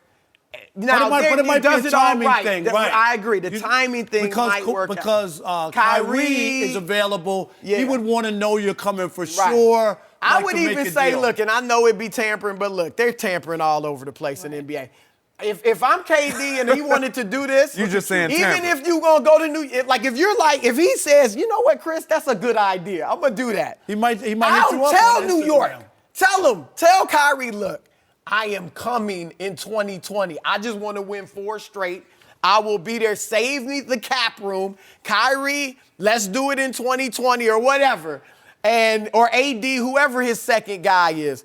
But I think KD should do that. Now, the one area I disagree with you guys on is New York. And you know, Rob, you work. Nah, worked in New York. I don't want to hear this. Just make them relevant. No, I'm with you. I don't want to hear this. Just get them to the finals. You gotta win a championship. I don't He disagree. made OKC relevant. We know KD can get you there. We know he can get you right on the cusp. Can he carry that team to a championship? And Patrick Ewing does not get as much love as he should. And he was a great player. Because he didn't Very lead them true. to the championship. Very true. Melo had some, that one year he was in the MVP But they didn't get race to the final. and went to the second round. Yeah. So I just think that would be the charge. No, Win a and you championship, know what? not just- Your point is well taken because it is about a championship, especially for an organization that hasn't had one for such a long time. So that wouldn't be a championship is what it's all about. It's just like I said earlier about Magic and LeBron here in LA. Right. You can say all you want. People here expect to win a championship. I love how you guys think it's so easy to win a championship. He's not. going to get 4 in a row this year, the next year. It's a lock. And talking about championships and your point of staying in 4 Golden straight. State for the 4 straight. I don't know KD. I don't have a relationship with Kevin Durant. But it appears that some of him would say, you know what? I'm not going to allow them. I'm going to leave to see. They need me. How much they really need me? Can they win without me? So he leaves and then they don't win the fourth in a row. There may be that. You're right. That's a good point, Greg. Jamie, you bring up a good point because we're treating the East like it was last year or the previous 15. No, it's whatever. tougher now. If KD, There's no we. You guys are the ones that said championship. I'm saying relevant. Okay. That's why All I said right. relevant because Point- the East is a they Well, have point contenders. taken. Because if their dream scenario and they get Kyrie and KD or AD, Or and AD. KD and they got Dennis Smith as a point guard, whatever, there's still no guarantee because now Milwaukee's still there. Philadelphia is there. Boston, I think, will still be good. Indiana's getting better. Like, the East is coming up. So you're right. Like, But if you it's want to not be gonna on that a- greatness level, yeah, it's got to be a challenge. It's got to be a championship, Of course. and that's what he would want to do. And that's what I was saying about not that his career is not validated, but for a lot of people to just say, let go of the warrior thing and say he just joined a super team. And, right. And I'm not really like, of course he should have won. They got all the talent. Like, look at this year. That's gonna They follow. have 5 All-Stars. People expect them to win. If you don't win, it's a big story, not whether you win or not. And I don't know if they can keep up like that Golden State team. I mean, another season next. Like I say, go for 4, assuming they win this one. That's going to the mental load of doing that. And all those extra games Right. add up to another season or so. That's See? why it hasn't been done Right. before, because it's just such, after you've won. Jordan had to take a break. Like, we won 3 straight. I need a break. I'm going playing baseball. So, yeah, it'd be tough to win 4 straight. All right, guys, we're going to keep the NBA talk going with James Harden, who's now scored 30 points in 30 straight games. Does that mean he's surpassed LeBron as the best player in the world? We'll We already know what you're going to say. This week. No mercy. James Harden continues to be red hot. Last night, Harden scored 31 points to extend his streak of scoring at least 30 points to the appropriate number, 30 games. Harden is averaging just over 36 points per game, which is 7 points higher than the next highest player, and that's Anthony Davis. So, Chris, what do you think? Has Harden surpassed LeBron as the best player in the world? To quote my good friend and radio colleague, no way, no how. Wow. Look, and James, I said it earlier. I love his game. And to do what he's doing, not just statistically and stuff, but the way he's doing it. Like, Greg, to go down every possession and one-on-one shake somebody up with the dribble, 6'9" guys with long reach in your eyes, and you can find room to get enough room to get your three-point shot up. It's incredible, just even the way he's doing it. It's all isolation, essentially. So nothing away from him. My contention is this, though. You do not become the best player in the world in the regular season. You have to do it in May and June. But we're not July, in May and June yet. But hold you can't on. do that so now. he can't become the Why? best player. Especially. Now, if he was a young guy, hadn't had many trips to the playoffs, and we hadn't seen him on the big stage, then maybe I would be saying, okay, he's getting it done in the regular season. We just haven't seen him in the playoffs. But unfortunately for James, we've seen him struggle mightily in the postseason and in the biggest moments of those postseasons, whether it was Golden State back in, I believe, 2015, whether it was San Antonio in Game 6, where he inexplicably doesn't even take a lot of shots. Like, we've seen him have those moments, and that is always in the back of people's minds when you talk about who's the best player in the world. All the guys, heck, we held Michael Jordan to that standard. When Michael Jordan had all the Come Fly With Me videos and even the Air Jordan sneakers and all that, before he started winning, people still were like, Magic's the best, Bird's the best, something like that, because Jordan had not won in the play. And I'm not even saying Harden has to win in the playoffs. I'm just saying he has to be at his best. Because Jordan, before he won the championship, he got to be viewed as the best. But it was because even though he was losing to the Pistons, he was giving them everything he had. Right. No, there's no There doubt. was no shrinking. There was no. It wasn't he like didn't shoot the ball. What happened? Even if we want to give Harden the fatigue excuse, well, he carries them in the regular season. He's tired. I get it. We didn't see that with Jordan. And if you want to be the best player in the world, that is the mantle you have to carry. I don't hear about MVPs because Steve Nash was a 2-time MVP, and not once, not for 1 second, did anybody think he was the best player in the world. Yeah, but this is different. And I get you. This is different. Yeah, because it's you a know different it. player. How is it different? It's different because of where he is, what he has to do for his team to win. With Chris Paul and Capella and people being out, and he still has to be able to put on that burden night in and night out to be able to win. I'm with you. Just scoring points isn't enough. But when you're 21-9 in those 30 games and your team started off terribly and you put them on your back and took them to where they are a contender and they are scary once you get into the playoffs. I get the past. But right now, when we talk about right here, right now, don't. What is the right here? What's that definition? Is that this month? That's right Is that here, these, right now, from the these last standpoint. 3 months? Don't What? tell me about LeBron James. The difference between James Harden and LeBron James is that LeBron James has won one more NBA Finals game the last 2 years than James Harden. That's the difference. There's only one game difference. LeBron What are you telling me? For the last, That's what I don't it know is. how many years, What? LeBron has been at his best in the big moments. Now, he had his issues against Dallas. But since then, he's been at his best But he's also in the bigger moments. He's also the faute, and we talk about it all the time. Finals failure of all time. He's lost 6 times in the NBA Finals.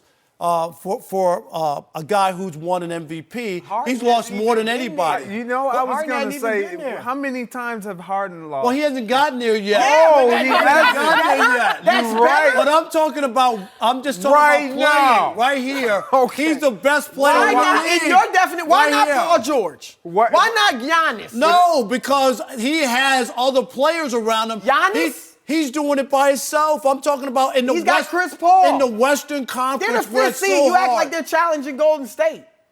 I'm not saying, but they were in the mix. Weren't they in the mix last year against Last Golden State? year. Well, Last but year. why? Because of James Harden. James Chris Harden Paul, won an too. MVP last year. He was in the mix of Game 7 last year against the Warriors. And this year, look at where they are. And it's all on Rob, James Harden. I'm He's gonna better than agree. LeBron. You gotta look bigger picture. He's better than LeBron. You gotta go bigger picture. I'm going to agree with you, and we're going to jump on Chris All right, now. let's do it. He's the best Not player at in all. the lying. world. You Not lying. at all. Not at all. I'm going to agree with you in this sense. Right here, right now, he's the best offensive player in the world.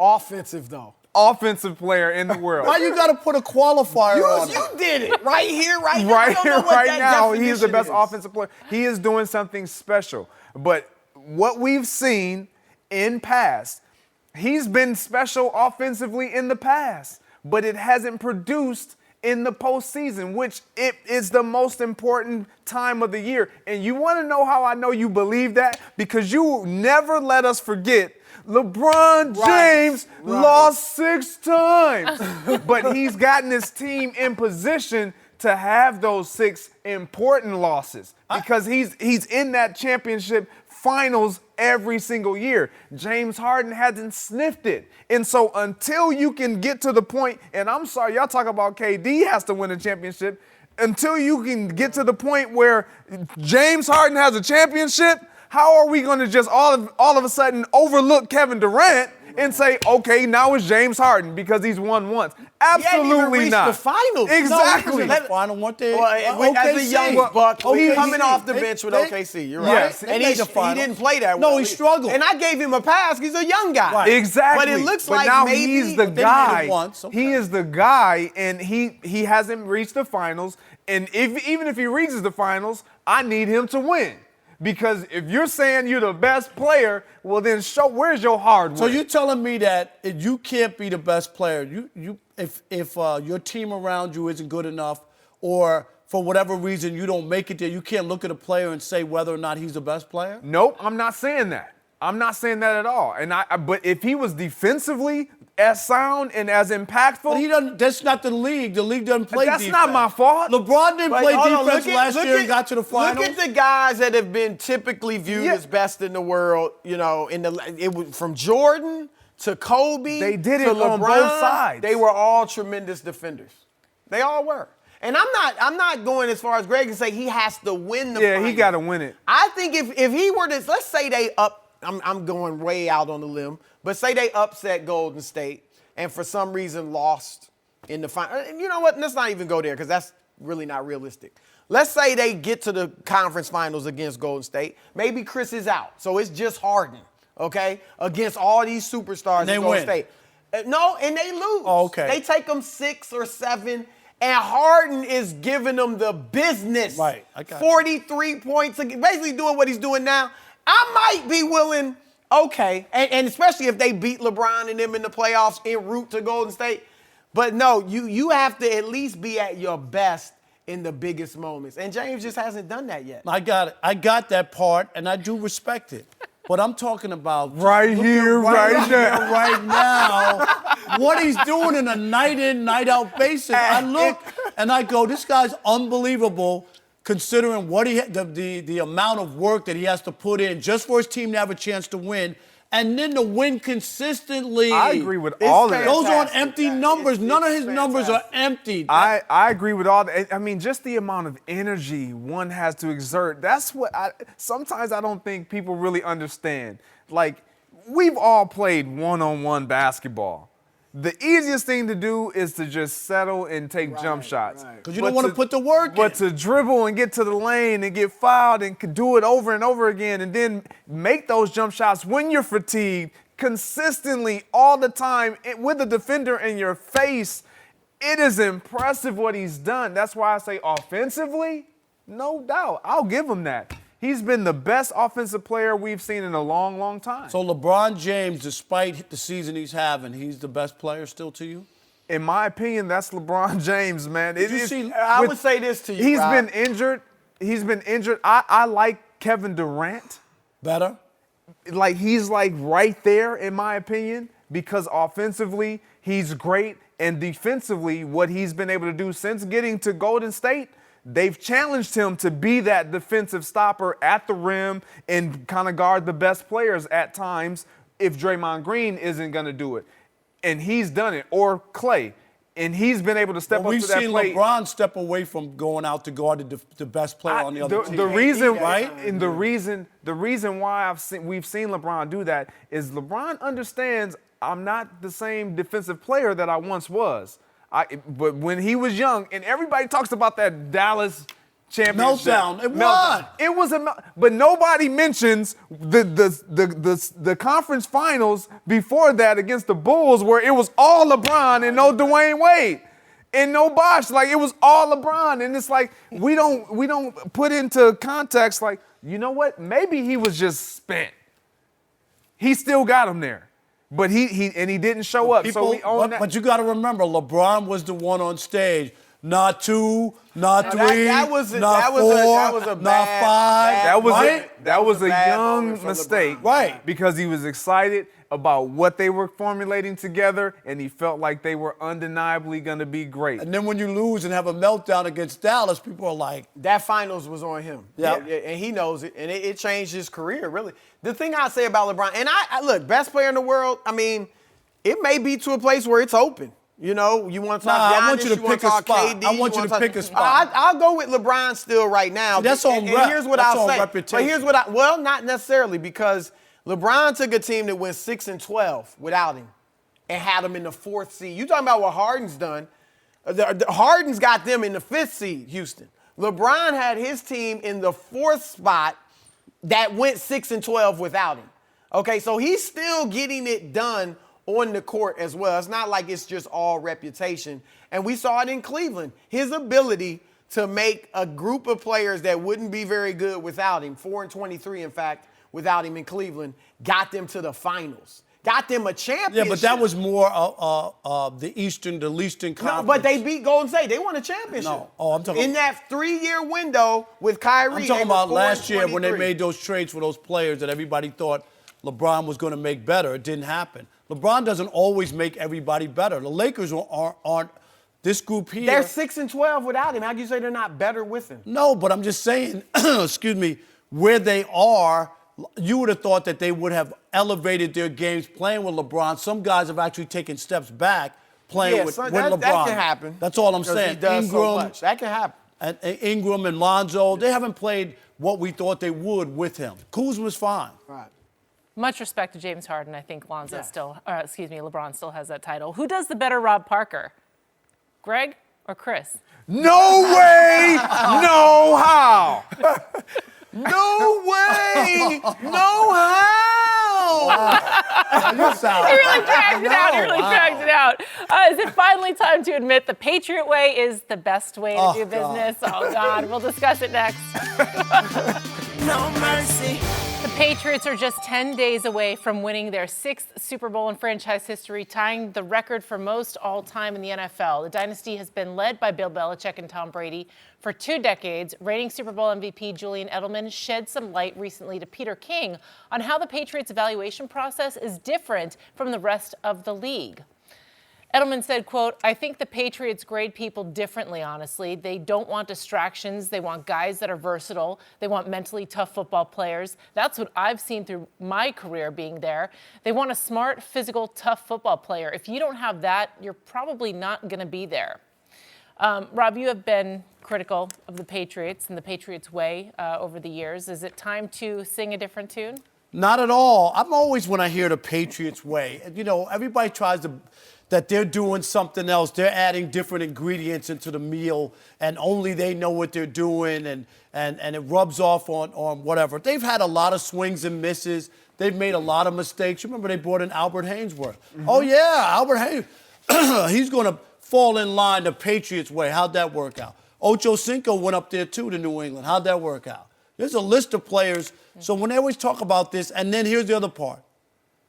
The coaches who were there under Bill Belichick have gone off to their own places, taking the Patriot way with them, and it hasn't panned out the same way. Things have worked out. They've had players that have worked, but I don't know if there's some special formula that people want to give credit. They try a lot of things because they're able to try a lot of things and take chances on people because they play in a very easy AFC East. They know they got 5 or 6 wins every year. They can take a chance on people that other people can't do, because if they don't hit on them or they miss on them, it's going to really hurt them, where the Patriots don't seem to have that. So I'm not buying into that they do something differently that other people don't know. They've had a really good coach and a quarterback who, given the opportunity to open the door for him to beat you, he beats you in Tom Brady. That's it. That's all you'll give him. What? I'm just saying. A pretty good quarterback. That if they open the door for him, he'll usually beat you. He's been very lucky. We all know that. I don't have to go into that whole story. He's been very fortunate. But Bill Belichick We know he won 2 championships with the Giants as a defensive coordinator. This guy's won almost everywhere except for Cleveland, but he's had a recipe of winning. I just don't know if it's transferable, and that's my issue with the Patriots way, trying to convince me that they have something that nobody else in the National Football League knows what they're doing except the Patriots. I don't buy into that. Why does it need to be transferable? No, because if there is a way and a formula, It's why the wouldn't Patriots it be? way. For them, they can. No, but if care I'm less Patriots if it's way. transferable. But if I'm Patriots way. yeah, but if I'm They don't Romeo care if the Cornell Lions get it. or Charlie Weiss or Matt Patricia or whoever who was there, I should be, or Eric Mangini, I should be able to take what they do and how they evaluate players. I should be able to take that, Greg, go somewhere else and implement the same exact system and win. And nobody's done it. I think he has created a culture over years that getting players to buy in, right? It's a mentality. It's about Tom Brady and Bill Belichick, period. So you're on to something, Jamie. When you look at the Patriots, New England Patriots, they look at things the same way everybody else does. But what takes priority is where they differentiate themselves. Most teams are going to look at talent and say, man, this talent, I need that. I can use that. And they're going to go right for the talent first. The Patriots, I don't believe that that's what they do. I'm not saying they don't do it. They don't do it some of the time. But more than often, they're not going to go with just talent first. They're going to go with mental toughness, like Edelman said, fit. Where are they at with their own ego? Are they willing to conform to our way of doing things? Because if you're not the guy, if your name isn't in the spotlight, Josh Gordon listen to what I'm. If your name isn't in the spotlight, if you're not who we showcase every single week, are you going to be okay with that? And are you going to give 100% every single time you step on this football field? That's what I feel like they look at. And then if your talent meets that and it exceeds that, that's a plus. But they want guys that are going to do their job. That's why it's their mantra. I want guys that are simply going to do their job, because Bill Belichick, what he understands is it's not about all having talent. Every team in the National Football League has talent. They're not short of talent, but everybody is not willing to stay in their lane and do their job. That's the problem, and that's what he's figured out, and that's what these guys and nobody else in the NFL and all the coaches who worked under him, they can't take that and go somewhere else and do what you just said. You know it. You just laid it out. How come it doesn't work for other people? That's because there is no way. No, it's not. It's not that there is no way. That's Bill Belichick. No, there is no you way. can't. Every coach, every player knows this, and every coach knows this. Just because Bill Belichick does it, yes, I'm gonna take a piece of what he does, but I want to put in my way too. I want to make sure I have and create my own identity as a head coach, as a branch. Or they talk about this tree that coaches have off this coaching tree, as a branch off this coaching tree. I want to make sure that my way is going to be the way. So even though I may entertain and I may implement some of the things that Belichick does, I don't want it to be exactly the way he does it, because I need to have a footprint. I need to make a statement in the stand saying, you know what? This is what I do. Follow me. I'm not just going to follow him, but there is something to, I don't care what you say, there is something to the way they go about business. When you see guys who are unwilling to make it work, and we all know that they have talent, and they just don't. Reggie Wayne, out of his own mouth, has said, man, no way. Because there was a different type of discipline. There was a different type of approach to the game and the emphasis on meetings. They meet for everything. Some guys in the longevity of their career, when they felt like they've accomplished things, you know what? I shouldn't be meeting that much. I'm not going to put that time in. And that's what you have to forego. Your way of thinking is not the right way when you go into the Patriots. Rob, to say that there's no Patriot way, I mean, the proof is in the pudding. 18 years of Bill Belichick and Tom Brady, 9 trips to the Super Bowl. Yeah, but that could be about 6 talent of Tom Brady and Bill Belichick. Well, it certainly is about that. But 2 people, one being a coach, can't win everything. You look at their players, and you mentioned Albert Hainsworth, Josh Gordon. You didn't mention Randy Moss, Ocho Cinco. You mentioned that as if that's an insult to the Patriots. I give them credit because those aren't their typical type players. But to go out and try to use those, get those players in their system, I don't look at that as a negative. It's the players that didn't want to conform, and that's fine. But that's not a negative on the Patriots. And then just because the assistants haven't played or done it as well as Belichick, how's that hurt? Does Michael Jordan know basketball? Why hasn't it transferred to Charlotte? Did Phil Jackson have a good system with the triangle? Why didn't Jim Clemens have success with it when he was a head coach? I mean, Jerry West, does he know how to run a franchise? Why in Memphis did he miss the playoffs 3 out of his 7 years and never get out of the first round? I mean, that doesn't mean there's not a system in place. And look at the thing that began convincing me that Tom Brady was the GOAT was when he had Randy Moss. And he had won Super Bowls, and then he had Randy Moss, and his numbers were incredible. And now with average players, he's been able to still win Super Bowls. So there's a Patriot way. And the only one to crack the Patriot way, the New York Football Giants. Twice, baby, is Whoa, Kyler the Murray. Eagles got him? Oh, yeah. Well, the Giants got him twice. Kyler Murray, too short to risk a high draft pick on. My favorite NFL team reportedly thinks so. But TJ Houshmandzadeh will join us to answer that question next. No mercy. Kyler Murray chose football over baseball yesterday. Now the attention turns to where he could be drafted. The New York Giants have the 6th pick, but according to SNY, Kyler is, quote, probably a little too small for them. Kyler's listed at 5'10", and the Giants historically haven't had a starting QB under 6 feet tall since 1966. But fans are clamoring for a quarterback change, with Eli failing to make the playoffs for 2 straight years. We are joined now by FS1 NFL analyst TJ Houshmandzadeh, who finally made it through the LA traffic to get here in the studio. LA traffic is no joke. Brutal. Well, we are happy to have you here. But do you think Kyler Murray is too small, 5'10"? That's hard to say. We've never seen this. It's unprecedented to see a quarterback of his. He's short, but Baker Mayfield is short, but he's thick.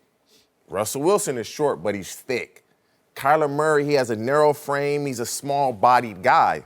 If you're going to draft Kyler Murray, in my opinion, you have to tailor your offense to him. You can't make him run my offense. Keep him in the shotgun. Perfect situation would be Arizona, but will they draft him number 1 after drafting Josh Rosen last year? The Raiders probably could use him, but I don't see John Gruden changing his offense. He's a small guy. It's unprecedented, but the way he played at Oklahoma, I'm taking him. Really? I'm taking him, and I'm going to tailor my offense around. He's had too much production for you to think he can't be successful in the NFL. But how high would you take him? Top 10 for sure. And he has options. And this is also unprecedented. Draft him lower than he wants to be drafted, I'm going to just go play baseball. He has options, so he's one of the first guys, put language in his contract that he doesn't like. I'll just go play baseball. He has options that nobody in the NFL has had when you get drafted this high. If he doesn't like the terms or where he's drafted, he can just go play baseball. And so he has a lot of leverage in this situation. Here's the thing. If you're a GM, too, you're putting yourself out there if you draft him. And it's always the case whenever you make a high draft pick. But because he's a smaller guy, whether or not he'll work out, will that be – because I've already seen the Giants are talking about Haskins rather than him. If he was the Heisman Trophy winner, the new hotness, why wouldn't the Giants, take a look and say, just all the stuff you said, put him in the shotgun, do this, do that. You got talented receivers. Why would the Giants not grab a guy like this? To me, and you know this, coaches in the NFL, they want to run their system. This is what I do. You figure it out. And the smart coaches say, okay, we're going to tailor our offense around you. I mean, you look at Baker Mayfield when they fired Hugh. They started doing a lot of things he did at Oklahoma, and he took off. That's what you have to do. You have to tailor an offense around him. Keep him in the shotgun. Put him under center very little. Get him outside the pocket. Just do what he did at Oklahoma. I mean, look what he did to Alabama. He struggled in the first half, and then he went to work in the second half versus Alabama versus that NFL caliber type of defense. And so you have to tailor your offense around him. You have to make it work. If you draft him high, you have to. I've seen a couple of mock drafts, and none of them have him in the top 10. Well, I don't care about any mock drafts. I'm just saying. I'm asking. When you talk about tailoring the offense around a player, we act like that's some foreign thing to do. This is what coaches should do. When you have, they don't all do it, though. You're right, they don't. But when I look at the league, the NFL snaps under center 37% all of last year. 62% of snaps are in shotgun. So we make it seem like there's going to be this big change in the NFL if a team acquires Kyler Murray and we're going to see a completely different offense. No, we're not. We're going to see the same thing that everybody else is doing, predominantly in the National Football League, which is run shotgun. That's where he thrives. That's where you're going to have him to be most successful and possibly get the best bang for your buck. But what he does is electrifying, and it outweighs his height. He's been able to prove that my height doesn't matter.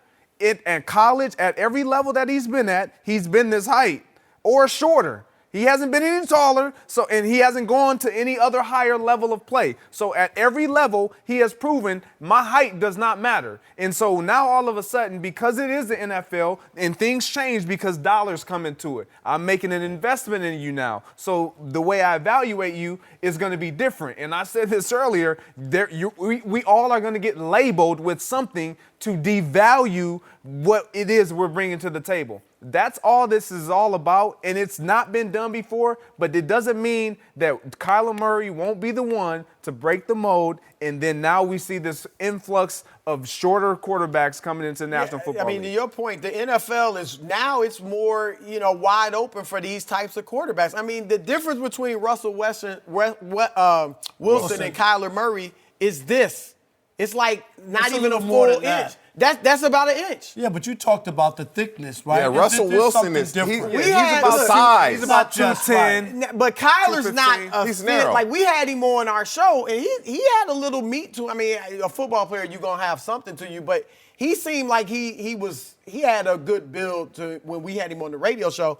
But anyway, like, the Giants aren't the team that because they might not pick him. If they pick Dwayne Haskins, I have no problem with that because I like Haskins as a quarterback. And he obviously is that more traditional, drop back passer type NFL quarterback. He's got the size. But the Giants, this quote about Kyler Murray, that just may show that they still don't know what they're doing. Because I thought a couple years ago, last year, when they didn't draft a quarterback, when you had all those quarterbacks in the draft, they could have. We both think they should have taken Sam Darnold. They still think Eli's got, how many more years left. Sorry, Jamie, he's done. And I'm just saying, like, the Giants, I would look more at the Giants' track record and say, yeah, that just shows they still don't know what they're doing. Then I look at Kyler Murray and say, he's not going to be good. Yeah, you could say that they have won a couple of Super Bowls and they beat the 18-0 Patriots and they beat that's a long Tom time Brady ago, twice. Thank you, Rob. That's a all. long time I'm just saying. ago. You can poo-poo them all you want. Did they make the right decision last year? Yes, they did. Yes, they did. No, they didn't. Thank Yes, you. they did. I'm going to listen to the football By players on taking this Eli, one. by keeping Eli as a... No. Saquon. When you get the rookie of the say- year and you draft the running back that's going to give you production for at least 6, 7, 8 years, that's a great pick. But it didn't How change. did it help with wins? Right, it didn't change their winning stature. He put up all those numbers. If they draft Sam You don't Darnold, have do a they win more quarterback. games? Thank Do they you. win more No, but games? you might Then you win have longer. a more important position. Yes. Running back, some of the all-time greatest running They backs never have won. never won at a high You guys level. are right. You guys are right. We could go through the list. Sam Darnold, the Jets were in the playoffs this year. Right. They were in contention I'm just all saying, year long. I'm They by weren't. virtue of the importance of the position. You guys know. How far did O.J. Simpson get in terms of winning games in his career? And see, this is the thing. I'm just saying it happens all the Barry Sanders. We can Barry go down the Sanders didn't line. win anything. This is what happens. But you can't say that he was the wrong choice because He had a great year. Yeah, Potentially he did, and he Yes. should have been Rookie of the Year. But I'm not just trying to build Rookies of the Year. I'm trying to win games. And they're gonna get I a need quarterback this year. for that. But you All right, had a chance to have five have a chance quarterbacks to that they write it. write. They have a chance to write They're it this fortunate. year. And maybe, Right. maybe they didn't think those quarterbacks were of more value than Saquon Barkley. And now you can get a quarterback this year. No, they were in love with the past and Eli Manning, and they let that cloud their judgment. Hey, could you imagine, though, the type of team speed the Giants would have on offense if they drafted Kyler Murray? You got Kyler Murray, you got Saquon Barkley, you got OBJ. They'd be unreal. Yeah, well, if they can right the ship, I'd be happy. We weren't supposed to be talking about Saquon in this segment. I love you, Saquon. TJ, thank you for getting here. Thank you. Appreciate it. So the bad news about Bill Belichick winning another Super Bowl, he had to change the name of his boat again. We're going to get under Rob Parker's skin. Oh, yeah. No mercy. Time for our final topic of the day. Bill Belichick won another Super Bowl and decided to redecorate his boat. Belichick changed the name of his boat from 7 rings to 8 rings. That represents the 6 wins as head coach of the Patriots and 2 as defensive coordinator with the New York Giants. Rob, we know how much you love the Patriots. How many more times is Bill going to have to do this and change the name of his boat? You know what? He should put another sign on that boat, for sale. What is that? That's the boat they use for Gilligan's Island. I mean, that's the coach who's won 8 Super Bowls is riding in that? What is that? What's your boat look like? I don't have a boat. I'm from New York. I don't need a boat. He doesn't need anything big. He has humility. He wears a hoodie every day. Nothing about him says, I'm a showboat. I'm just going to let you know what you're going to get. He probably guaranteed. has another boat, a more luxurious boat. That's the fishing. Think so? That's Is that the the fishing boat That's that just they the let fishing everybody boat. know? I would hope. Look, I don't have a boat either, so I'd be happy with the 8 rings boat, but he may have a bigger one.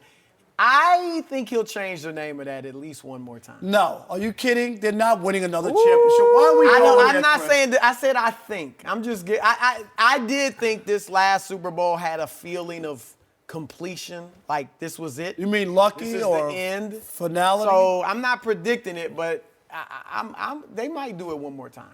It's gonna be hard. And again, they're a team that you can't ever count out because of. Did you see Tom Brady in that Super Bowl? Because He's of 41 years old. Did you just mention the division that they're in? No, I know the division's bad, but And this is Sam Darnold's division. I don't about care. to turn- It's about like to turn. I've said this over and over. It's like LeBron when he was in the East. We knew he was going to get to the finals.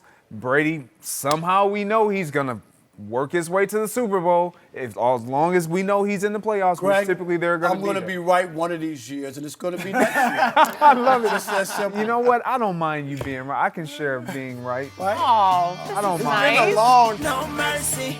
Thanks for listening to the Undisputed Podcast. I'm Jenny Taft. Join us again at the same time tomorrow morning, 9:30 Eastern. We'll see you then. Fox Sports 1 of 1.